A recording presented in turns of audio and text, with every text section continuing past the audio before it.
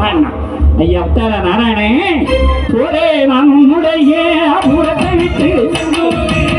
வாரே நான் உன்னை வளைக்குமோடு எளிய சாணங்களே எல்லாம் நலியாக பேசி நகைத்தாயோ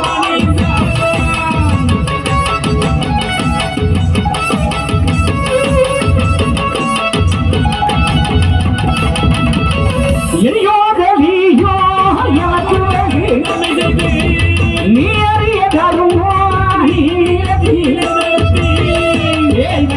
கொண்டு நாடாள் வாகனக்கு நான் பட்டமோ நூட்டி